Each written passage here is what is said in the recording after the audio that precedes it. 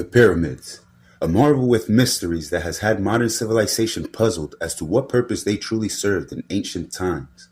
From logical theories based on archaeological finds and exploration leading to believe that these were just monumental tombs that housed the mummified bodies of historical rulers worshipped in their era, to the bit more wild theories about ancient aliens with technology eons above our own that came here and built them as beacons or honing devices just because the layout matches the layout of a star constellation. But for over a century, they have been studied and explored, just leading to more new questions that change previous theories, with discovery after discovery being made to learn that these pyramids were too intricately planned, designed, and built for the time period suggested to fit into any narrative of how civilization developed and evolved in ancient times. From basic visual examination showing evidence of water damage and erosion from one point in time where the pyramids were submerged in water, leading many historians to believe that the pyramids are from a different period than previously suggested, and weight and dimensions of the building materials used posing too many issues for theories about their construction. And now, modern technology helping make new discoveries that lead to new theories like the claims of underground formations they discovered by ultrasound that look like foundational pillars, with many believing that they must be some power harnessing coils. And even passages and spaces underground in the surrounding areas of the pyramids that they say strengthens the theory where they believe there was once an ancient city with a tremendously advanced technology that was buried by a tsunami and then built over when it settled. More new questions keep arising that again disprove previous theories and leave new theories to be made, truly believing that modern science and technology will soon reveal the mysteries of the pyramids. But it can't, because the truth about the pyramids is ancient and supernatural. And there is actually a compiled work of ancient documents from thousands of years ago with information and record of the beginning of civilizations and advancements that leads to the truth of the pyramids. And many of the claims of historians and archaeologists concur with these documents. But to establish a base of understanding for the pyramids, we have to establish a base of understanding for humanity at that time. In this ancient documentation, we learn about the beginnings of civilization after creation and after the corruption of man. We read in the book of Genesis chapter 4, verses 16 through 22. And Cain fled from the presence of the Lord and settled in the land of Nod, east of Eden. And Cain knew his wife, and she conceived and bare Enoch. And he built a city and called the city after the name of his son, Enoch. And unto Enoch was born Irad, and Irad begat Mehujael, and Mehujael begat Methusael, and Methusael begat Lamech. And Lamech took unto him 2 wives. The name of the one was Adah, and the name of the other was Zillah. And Adah bare Jabal. He was the father of such as dwell in tents, and of such as have cattle. And his brother's name was Jubal. He was the father of all who play the lyre and pipe. And Zillah, she also bare Tubal-Cain, a forger of all implements of bronze and iron. And the sister of Tubal-Cain was Naamah. With the help of genealogies recorded throughout these ancient documents at distinct periods that correlate with secular history, we can estimate the time of these events back to 6,000 years ago. And with the description of geographical landmarks of the location of Eden in Genesis chapter 2, verses 10 through 14, we understand that the region of the land of Nod is present-day Iraq, or better known by historians of the secular world as Mesopotamia, the cradle of civilization, which they date as starting back 6,000 years ago. And they dated with the help of secular ancient documentation that they discovered, specifically in what was once ancient Uruk, now present-day Iraq. According to information recorded in their findings, many historians believe the first ancient civilization began or was introduced around 6,000 years ago with Uruk, the first city built in the land of Mesopotamia. Which, while in this image, the city looks like a mountain that was carved into with rock formations around it, archaeology has revealed that it was actually an intricately built city that shows evidence of a surrounding spread with growth, which founded the theory that from this city, civilization made its advancement. Also, closer inspection and exploration revealed that what looks like a mountain at the center was actually a large man-made pyramid structure called a ziggurat, which means summit, often referred to in ancient times as Mountain of the Gods. And it's important to remember this information because the pyramids tie to this, but we'll come back to that in a minute. Historians believe that there was a massive expansion of the Mesopotamian Empire at a rapid rate, with the spread from Iraq to Egypt all within a 500-year period, branching out sub-civilizations.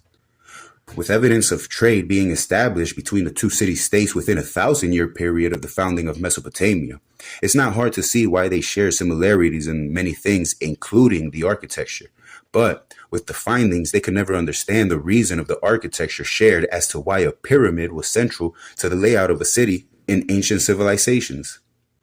Now, when we look in the set of ancient documents, we learn in the book of Genesis, chapter 5, that from the beginning, civilization had roughly about 1,500 years to multiply and expand before a catastrophic event caused a reset of civilization and humanity. We also learn that in the beginning of these 1,500 years, there's a 500-year period of growth in population from the first city built by Cain to the other advancements made by his descendants. And this math was done by adding the number of years from generation to generation to get a total amount of years, which again, secular historians' math concurs, and the direct spread from the ancestral root city concurs with the historians' theory of spread influencing similarities in the architecture of these cities. But in these ancient documents, there are events recorded that historians and archaeologists refuse to accept as any sort of credible explanation for the reason behind any of the similarities in architecture, and even the similarities in the purpose of the architecture when it comes to pyramid structures to different societies in different locations of the globe. Despite the evidence being clear that the similarities go beyond structural design and knowledge shared from ancestral roots, the non-human influence evidenced to have been heavily involved in the development of these civilizations, centralizing worship of otherworldly creatures and the spread of knowledge handed down about things humans could not have possibly come up with on their own, gets written off as mythology or fairy tales of the day, since science and technology can't study and analyze the supernatural because it is something that a logical mind can't comprehend and an educated mind doesn't want to accept. But we learn from these ancient documents about the cohabitation of celestial beings and human beings in this 1,500-year period, angels living and interacting directly with mankind. We read in Genesis chapter 6, verses 1 through 4, "And it came to pass, when man multiplied on the face of the earth, and daughters were born unto them, that the sons of God saw the daughters of men were beautiful, and they took to them wives of all which they chose. And the Lord said, My spirit shall not always strive with man, for he is also flesh, yet his days shall be 120 years. There were Nephilim in the earth in those days, and also after that, when the sons of God came in to the daughters of men, and they bare children to them. The same became mighty men which were of old, men of renown." Now, while many historians want to write this off as storytelling, which is to be expected, many Christian scholars teach that these sons of God were just men from the righteous lineage of Seth and explain the rest away off as they go. But when we look back at verse 1, it clearly distinguishes mankind as man and says daughters were born to them, which would have included Seth and his lineage because men can't reproduce on their own, so they would need women. And time passing and reproducing, they would know what women look like. They wouldn't just all of a sudden become surprised with a woman's beauty to want to marry them. That phrase, "as time passed," is how we see that it distinguishes the sons of God as something that is not mankind in verse 2. Because when these sons of God did see what a woman looked like, it made them want to marry them. And the letter of Jude, which is another writing in this set of ancient documentation, confirms this in verses 6 and 7 of his writing. We read, "And the angels who did not keep their domain, but abandoned their proper abode, he has kept in eternal bonds under darkness for the judgment of that great day, just as Sodom and Gomorrah and the cities around them, since they, in the same way as these, indulged in gross immorality and went after strange flesh, are exhibited as an example in undergoing the punishment of eternal fire." This passage reveals that there are angels who are bound for leaving heaven to commit immoral acts with humanity, sexually immoral acts, same as Sodom and Gomorrah also committed, that brought God's punishment. Now, I know you're wondering just what exactly does angels fornicating with women have anything to do with pyramids? So what we'll focus on at the moment won't be what these angels did, but which angels did it, because that is where the link is found. While these ancient documents teach about different kinds of angels, even giving descriptions, some more than others, One type of angel in specific meets the descriptive criteria of actions similar to those of these sons of God according to other passages in these ancient documents. This kind of angel is a cherub. The closest an angel gets to having a human form according to the descriptions in these ancient documents. We learn about their description in Ezekiel chapter 1 verses 5 through 14. They are described as having human form, 4 faces on his head, which each one of those faces being one of a man, one of a lion, one of an ox, and one of an eagle. They have 4 wings, they have 4 arms, they have legs with hooves for feet, they glow like burning bronze, and they move like flashes of lightning. These creatures were assigned as ministers to men, helpers of mankind, and their primary abode was heaven, better known throughout these ancient documents as the Holy Mountain of God, the inspiration behind the design of the ziggurat, or Mountain of Gods. The ziggurats and pyramids that were being built were a ripoff of the original Mountain of God, where he dwells with his angels. And before you think that I'm just reaching with this, there's something very unique about this mountain that answers the mystery of the pyramids. Like one passage from a well-known scroll in these ancient documents named the Scroll of Isaiah.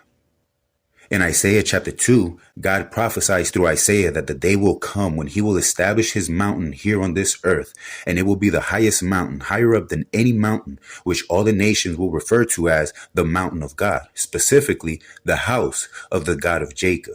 And there he will reign over all forever. And it's not just assumed that this mountain is literal, ignoring the possibility of figurative language, because we also have the description of this mountain of God. And this description is in Revelation chapters 21 and 22, where John is given a vision of the prophecy we just read, but fulfilled. He sees the mountain of God coming down and being established here on earth. And while we're given an extremely detailed description of this eternal kingdom, we're going to focus on verses 15 through 17 more specifically for the layout, measurements, and shape of God's dwelling. In verse 16, we're told the base of the city is laid out as a square, and its length is the same as the width, measuring 1,500 miles. In the same verse, we are told the height of the city is the same as the length and the width of the base of the city, measuring 1,500 miles. Now, so far with the measurements given, it's safe to assume a connection could be made as to the shape of the city being a pyramid. But instead, for hundreds of years, the shape assumed from these dimensions is a cube, which is why the pyramid structure having a supernatural connection has puzzled many for so long with no definitive answers. And it would be understandable as to why the assumption of a cube would be made with the dimensions given if that was the only information given, because following verses gives us information that doesn't make sense with a cube theory. Verse 12 tells us the city has a wall around its perimeter, but verse 17 reveals that the height of that wall is 72 yards. If the shape of the city was a cube, these walls would serve no purpose whatsoever, seeing as how the sides of the cube would already be the walls, and they definitely wouldn't serve a purpose, only being 72 yards tall for a 1,500 mile tall cube. But when we understand that God's kingdom and domain are repeatedly referred to as a mountain throughout these ancient documents, and apply that to the given dimensions of his dwelling, we understand that God's mountain is a pyramid. Now, while many passages in these ancient documents speak about his angels being in his presence, there's specifically 2 that confirm his angels on his holy mountain. The first is Ezekiel chapter 28 verses 14 through 16. It teaches that Hillel, the fallen angel more widely known as Lucifer, used to reside on the mountain of God as the anointed cherub appointed over the other cherub. And as his anointing, God created him more beautiful and different than the other cherub, and he became conceited and proud and allowed that conceit and pride to drive him to sin, and he was cast from the mountain of God, but still having access in heaven to report to, as we see in the book of Job that he still has to report to God, but no longer can dwell there. And in the second passage that speaks about this angel on God's mountain, we learn what was the sin found in Hillel that got him cast out of the mountain of God. We learn in Isaiah chapter 14 verses 12 through 14 that Hillel rebelled against God because he wanted to sit on the throne summit above the height of the clouds on the mountain of congregation and rule over all like God, which is what also reveals the details about God's abode being a mountain. And while we're not given a timeline of when he fell, we do know that it was definitely before the fall of man, since he was the deceptive influence behind the fall of man. Now, with the humiliation of losing his abode on the mountain of God, but never losing his prideful ambition, he wanted to insult God while still elevating his own ego. And which better way than to use man, God's creation, to build his own cheap imitation of the mountain of God, where he would be ruler and steal the worship of God's own creation from him. And not only with the appearance and power these angels had, but with generations of mankind that had never witnessed the glory of God because their original ancestor fled from the presence of God, it was easy to sell the lie. And these angels were worshipped as gods. And the cherubim that left to have relations with humans also lived on the mountain of God. They knew what the mountain of God looked like. So they built their own cheap imitations and ruled them as their own twisted kingdoms. And having heavenly knowledge of the heavens, they built them in positions, aligning them with celestial bodies to appear in control of the celestial bodies, stealing glory away from God as the creator. But God isn't easily insulted. This isn't what brought judgment. What these angels did differently than Hillel that brought their immediate binding in chains was they sinned against God's creation in a way God could no longer allow. Because the union of these angels and human women created human-angel hybrids known as Nephilim, which means fallen ones, the offspring of fallen angels and fallen humans, angels that were not created for heaven and humans that were not created for earth. And we learned that these Nephilim were giants that accomplished great feats, earning them a place in history and legend. And while this passage doesn't go into further detail about them, we're given more of a description of them in the book of Numbers, chapter 13, verses 25 through 33. We read, "And they returned from searching of the land after 40 days, and they came to Moses and to Aaron, and to all the congregation of the children of Israel, unto the wilderness of Paran to Kadesh, and brought back word to them and to all the congregation, and showed them the fruit of the land. And they said to him, We went to the land where you sent us, and surely it flows with milk and honey, and this is the fruit of it. But the people that dwell in the land are strong, and the cities are walled and very great. And we also saw the children of Anak there. The Amalekites dwell in the land of the south, and the Hittites, the Jebusites, and the Amorites dwell in the mountains, and the Canaanites dwell by the sea and by the coast of Jordan. And Caleb stilled the people before Moses and said, Let us go up at once and possess it, for we are well able to overcome it. But the men that went up with him said, We're not able to go up against the people, for they're stronger than us. And they gave an evil report of the land which they had searched to the children of Israel, saying, The land which we have gone to search is a land that eats up the inhabitants of it. And all the people that we saw in it are men of great stature. And there we saw the Nephilim, the sons of Anak, which come from the Nephilim. And we were in our own sight as grasshoppers, and so we were in their sight." Combining the information from both of these passages, we can confirm that the Nephilim were not just great kings or warriors, they were giants. Their accomplishments made them legends of stories to the point that the giants mentioned in Numbers were recognized as descendants of the lineage of a Nephilim named Anak. Meaning, not only did they become well known, but these Nephilim established lineages of ancestry with their Nephilim blood mixing in and dominating the human genes. Because the spies from Numbers said that the giants were so big that the spies looked like grasshoppers compared to them, and those were just descendants. And while the statement is a comparison, many take it literal to thinking these giants were hundreds of feet tall. But the more evidence-based height fitting the description would be around 30-foot height minimum. And I say evidence-based confidently because there is evidence to support this. Archaeologists and even amateur explorers have discovered giant footprints which neither secular archaeology, history, or science can give an answer or even a reasonable explanation for, just stamping them off as a hoax or art from a previous civilization, even treating them like cloud formation, saying people might see the shape of a footprint, other people might see an elephant, but it's not really a footprint, just a random formation created by the elements. Because why would there just be random footprints of giants? A species historians and archaeologists deny the existence of, but the evidence is damning. And scaling these footprints, these giants would have been around 30 feet to 50 feet tall, which can also in theory help answer many questions as to the construction of such monolithic structures that these ancient civilizations did not have the means or equipment to build. These giants shared a genetic composition with humans, but with a dominant Nephilim genome that passed along the generations, if left uninterrupted, would assure the complete extinction of the human genome, leaving no pure lineage for God's promised Messiah to be born through, and with that, the extinction of the human race without redemption. And as if that wasn't enough, the sin of the angels didn't end there. Along with reproducing with humans, these fallen angels began to teach humans abominations, sins to directly blaspheme God, not just in word, but in action, and not just physically, but spiritually. And many Christian scholars reject the books of Enoch because they contain information that does not concur with these ancient documents.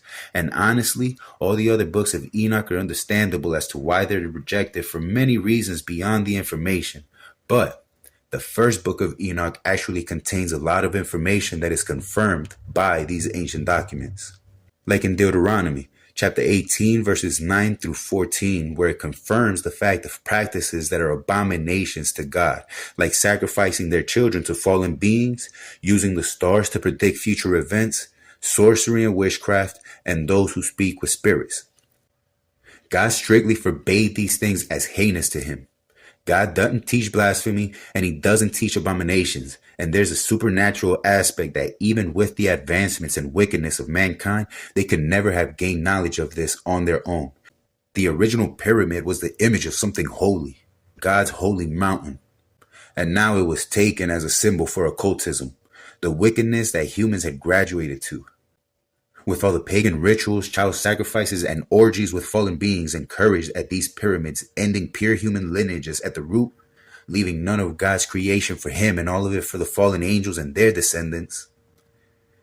God brought it to an end with water, purifying the earth and beginning again with a pure lineage, burying the secrets that were never supposed to be revealed to man, and binding the angels who defiled themselves with humans and brought it to this point. But one of the fallen angels remained unbound with the same ambition he had from the beginning back on the mountain of God, to rule over God's creation from the summit on his own seat as God. And in the open, he remained hidden, continuing his work in mysteries, blinding the world to his plan, still perverting the image of God's mountain for his own kingdom, his new order of the ages. A kingdom with no physical bounds like location or language, and no spiritual bounds like religion or ideology. A kingdom prophesied in these ancient documents as a one-world kingdom in the end of this age that will enslave humanity through money, making it impossible for anyone to buy or sell anything without a pledge of loyalty to this kingdom and worship of its ruler, which will involve uniting the flesh with the image of this ruler. And for those who refuse, it's death. And if that last part sounds familiar to the events before the flood, it's because Hillel will finally reenact the events of the pre-flood civilization, but differently in this modern world, yet it will bring the same results. And we know that because these ancient documents also prophesy in the scroll of Isaiah chapter 66 verses 1 through 16, that mankind will once again reach the point of such wickedness that God will purify the earth with another flood. But he promised Noah after the first flood to never destroy the earth again with water. This time, it will be his consuming fire, leaving no trace of the past, no pyramids to leave mysteries for people. And he will begin a new era of man yet again, but this time, he will establish his holy mountain here, the New Jerusalem, and will reign from it physically on this earth himself over the new era of man, and the mystery of the pyramids will finally be over, because for eternity, the original pyramid, his pyramid, will be the only pyramid ever known, the holy mountain of God.